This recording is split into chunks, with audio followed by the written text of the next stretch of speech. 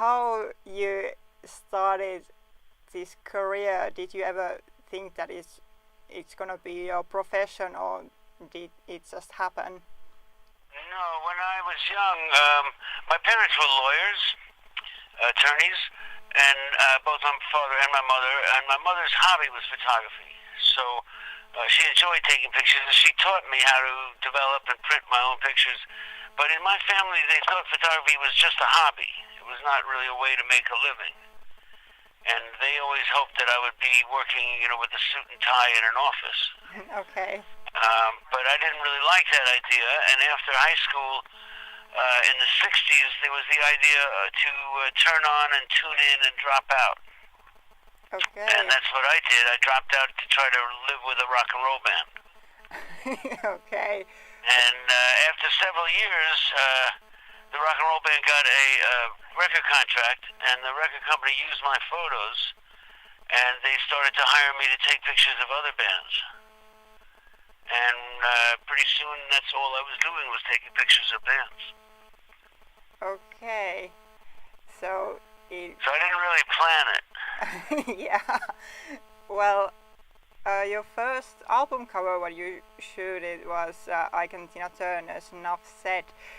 Right. Ike Turner saw him and asked him to show his photographs, and he liked them and asked Bob to take more pictures and come to their shows.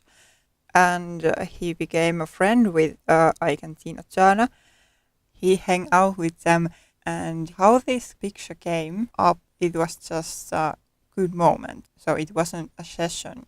And Mr. Gruen also told that every moment tells a story, every picture tells a story, so you never know when it's a good time to take a picture. When you carry your camera everywhere and take a lot of them, you might get awesome pictures. I asked, is there someone who he hasn't photographed even he would have liked, and he told that Otis Redding died before he was able to take a shot about him. So you don't always be that lucky, but sometimes you are in right time and right place, and then you will get awesome chances to capture amazing moments. He told that sometimes record companies ask him to come and take pictures about bands or artists, but sometimes he is in right place in right time,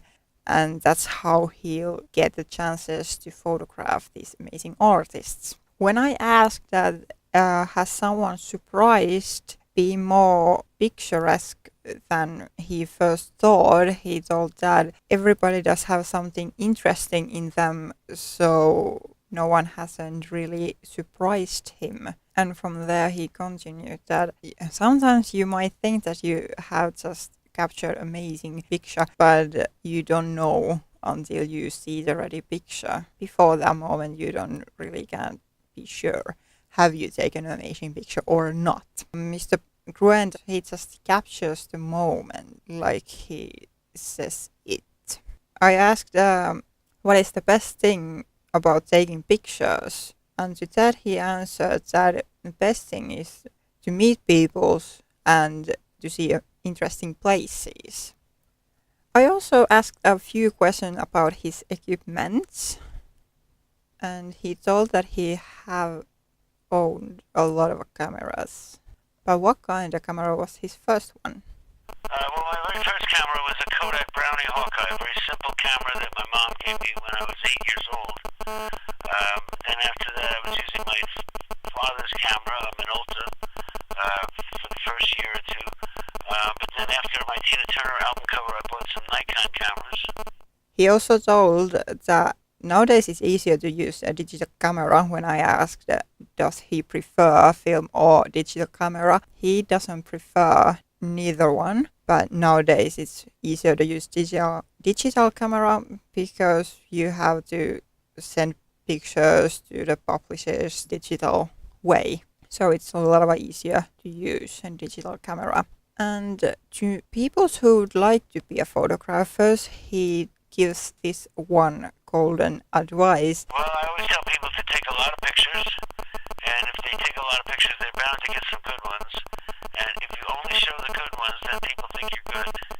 Gruen is not just a photographer or rock photographer. He also likes rock music. But what kind of rock music? Well, first in the 50s, when I was growing up, I liked jazz music, Miles Davis and Rosanne Roland Kirk. And then more in the 60s, I got Bob Dylan and Phil Oakes and Tom Paxton and Pete Seeger especially. Later, I liked Buffalo Springfield and Janis Joplin. Then I met and also The Who in the late 60s. I was a big fan of The Who. I really always liked the Rolling Stones. My first concert that I went to a theater to see a band in a concert was the Rolling Stones. And I've always been a big fan. I think the Rolling Stones are one of the best bands ever. And then I met The Clash. Many people, like myself, think that The Clash were the only band that really mattered. Their music was amazing and what they were saying was really important. But more recently I've met Green Day. I think that Green Day really has something to say and that they play great music like The Clash. And there's a new band nowadays that I like called The Stripes, a band from Ireland. A young band called The Stripes.